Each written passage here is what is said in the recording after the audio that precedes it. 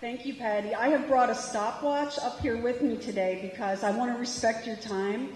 But those of you who know me know that when I'm enthusiastic about something, I will talk until you crawl under your table and beg me to stop. And I am really enthusiastic about the good friends and about the family that I want to tell you a little bit about. So here we go. I'm going to hit the start button. Her name is Katina Litch. She's a mom of 3. And what makes her story compelling is that it could be the story of any one of us in this room. Katina, from the time she was a teenager, was a really proud and headstrong and independent person. She got married. She had 3 children, 2 sons and a daughter. She got a job that she loved, doing something she was good at, cooking and nurturing elderly residents of a nursing home facility.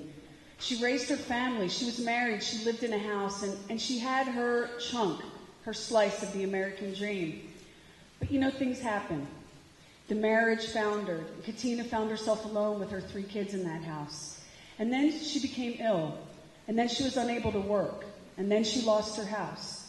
And then she and her 3 kids found themselves in an apartment in East Charlotte in a neighborhood so dangerous that her 8-year-old daughter, after she gets off the school bus in the afternoon, cannot go back outside to play. There's gang graffiti on the walls. Part of the roof in the back caved in from a recent storm, and the landlord just kind of duct taped some drywall up over the hole and did nothing further to make the repair. And yet through all of that, Katina has continued to struggle, not realizing that help was out there and not wanting to ask for help. And she has continued to struggle as a mom and with her disability. She's raising these 3 kids, 2 sons, one of whom is a student here at Central Piedmont Community College, and the other, Jamal, who is this bright, beautiful, and incredible high school junior. Her daughter, Tay, is 8. And through all of this, what is the message that Katina gives to her children? I was so inspired by her because she's so like the women that I know and identify with and am inspired by. Katina tells her kids, watch your attitude, because your attitude isn't part of you. Your attitude is you. Don't be afraid to dream big and reach for your goals. Here's a mom whose situation is so dire that her electricity and heat has been turned off multiple times.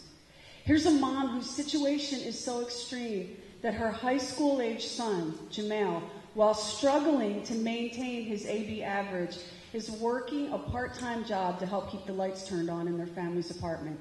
And here's a mom who's telling her kids, you can do more. You can be more. Here's a mom who, when we sat down in her spotless living room, in her apartment, in this terrible place, a place so unsafe that an 8-year-old child cannot go outside, here's a mom sitting under a framed placard that said, don't quit. Here's a mom who said to me, is there something that I could do as a volunteer for the Good Friends? Here's a mom, we're coming to ask you, Katina, how can we help? And she turned that right back around and said, well, isn't there something I can do? I've always been able to look after myself and my own. I said, Katina, there's always something you can do, but first, tell us how we can help you right now. And she thought for a minute, and she said, well, we don't have any beds. It took her a minute to come up with that. We don't have any beds. No one in the family has a warm winter coat. Now, when you're operating with your power being turned off, no beds for the family, and no warm winter coat, it's a given that there's inadequate food. Katina needs a pair of prescription orthopedic shoes. That's going to cost $100. That's $100 that's an impossibility for her. This is a woman who wants to get up and back on her feet and go back to work. This is a woman who told her son, Jamal, this beautiful boy, when you have a goal, there are things that you can turn away from. There are things that you should turn away from, and you focus on your goal. And when she said that, it stopped me in my tracks, and I wrote it down, because I think it so applies to why we're here today. We all have goals, and this time of the year, our goals are joyful. We want to make a magical holiday for our family and our children. We want to be part of our community.